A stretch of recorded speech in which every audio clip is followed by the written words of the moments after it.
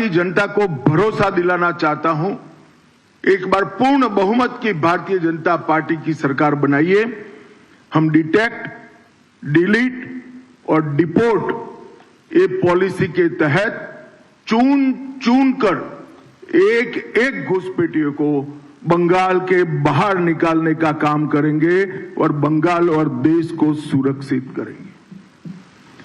सभी सरकारी कर्मचारियों व पेंशन भोगियों के लिए डीए सुनिश्चित किया जाएगा और 45 दिन के अंदर ही 7वें वेतन आयोग को लागू कर सभी कर्मचारियों का सम्मान करने का काम नई बनने वाली भारतीय जनता पार्टी की सरकार करेगी।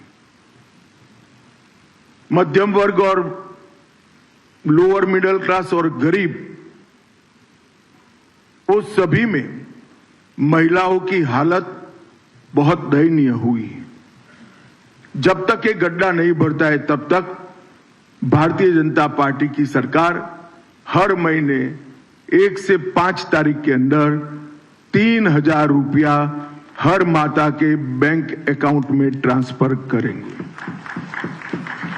नरेंद्र मोदी जी की ढेर सारी केंद्र सरकार की योजनाएं राजनीतिक द्वेष के कारण और भ्रष्ट अनुपालना के कारण जो कंप्लीशन सर्टिफिकेट सबमिट करने की प्रोसीजर है वो न करने के कारण पश्चिम बंगाल में लागू नहीं हुई।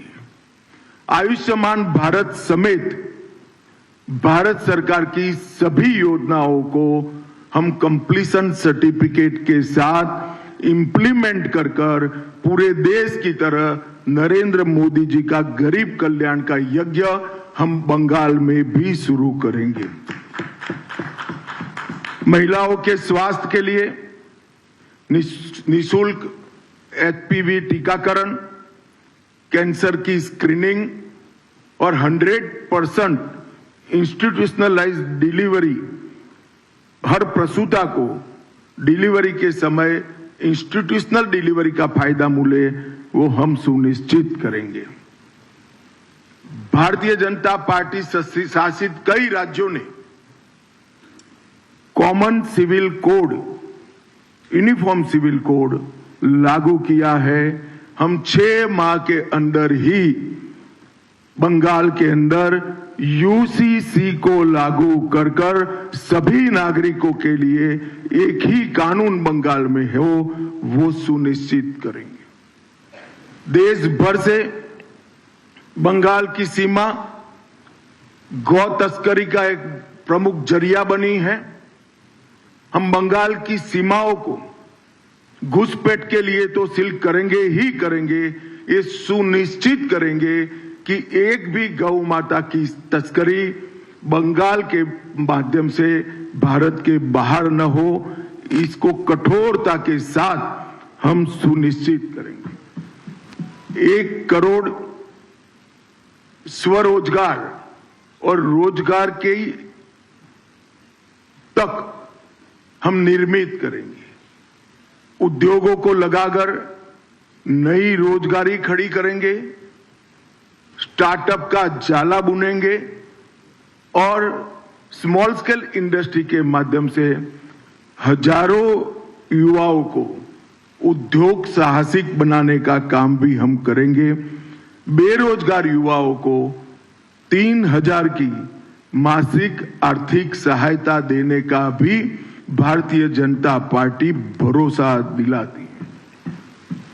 टीएमसी के 15 वर्ष के भ्रष्टाचार के लिए हम एक श्वेत पत्र जारी करेंगे और सरकार की पाई जिन भ्रष्टाचारियों ने खाई है उनको कानून के जरिए जेल की सलाखों के पीछे भेजने का काम भारतीय जनता पार्टी करेगी। जितनी भी राजनीतिक हिंसा हुई है, चाहे वो किसी भी दल के खिलाफ हुई हो, उसकी जांच के लिए सुप्रीम कोर्ट के रिटायर्ड जज का कमीशन बनाकर त्वरित गति से वो सारे केस अंजाम तक हम पहुंचाने का काम करेंगे। कानून और व्यवस्था इसकी स्थिति पर भी एक श्वेत पत्र जारी करेंगे। इसके 2 हिस्से होंगे।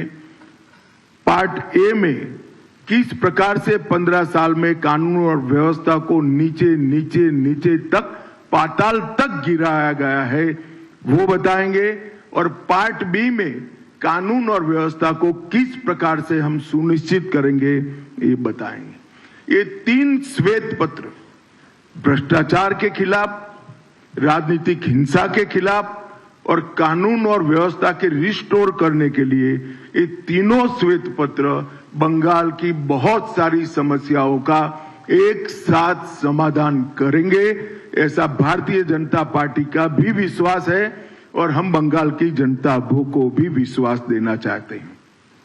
महिला सुरक्षा हेतु बंगाल में ही पुलिस बटालियन, दुर्गा सुरक्षा स्क्वाड और आत्मरक्षा प्रशिक्षण के लिए एक अलग से स्क्वाड की रचना हम करेंगे।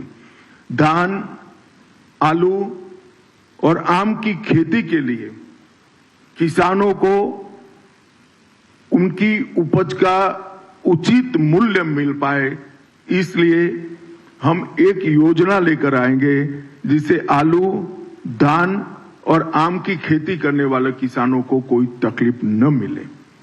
हर किसान का 100% एक ग्राम धान 3100 रुपये के दाम से बंगाल सरकार खरीद लेगी, जिससे धान के किसानों को सस्ते दाम में अपनी उपज बेचनी न पड़े।